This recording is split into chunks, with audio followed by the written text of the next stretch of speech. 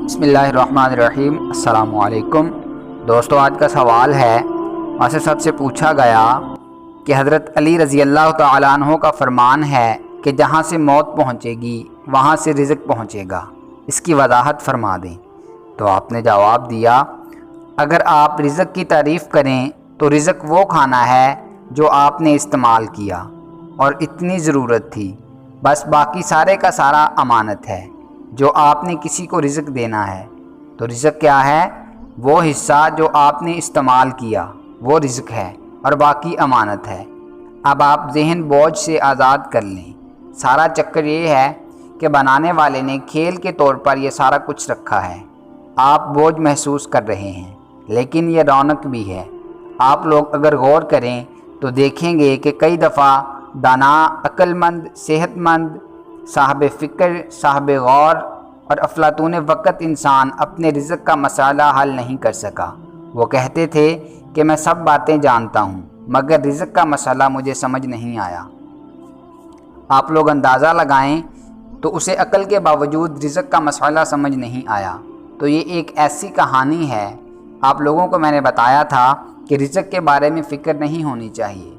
रिज़्क़ पैसे का नाम भी है जो आपको इस्तेमाल के लिए मिला है, और रिज़्क़ उस ख्वाहिश का नाम भी है जो आपके दिल में पैदा होती रहती है और पता नहीं होता कि वो हसरत बनती है कि उसकी तकमील होती है।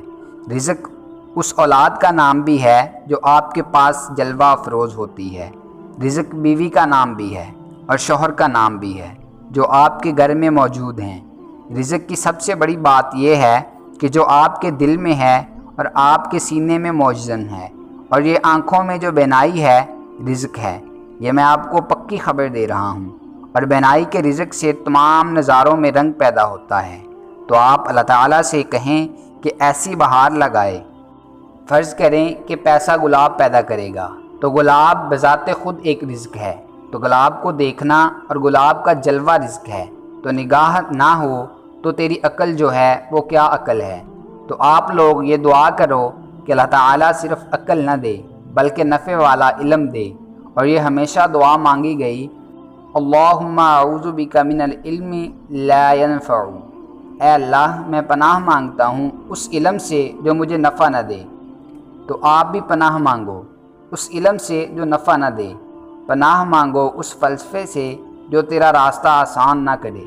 पनाह मांगो उन वाक़यात से जो आपको ख़ुद तकलीफ़ दें और आपका रास्ता रोक लें।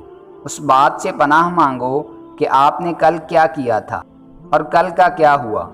आज रास्ता रोक रहा है और आज तक आपको समझ नहीं आ रही, और आज भी आप अपने आप को सही समझ रहे हैं। तो ईमान भी एक रिज़्क़ है, और इसी तरह कई तरह के रिज़्क़ हैं। दोस्तों, अगर आपको हमारी ये काविश पसंद आई है तो वीडियो को लाइक करें, शेयर करें और कमेंट बॉक्स में कमेंट करके अपनी ज़ाती राय ज़रूर दें।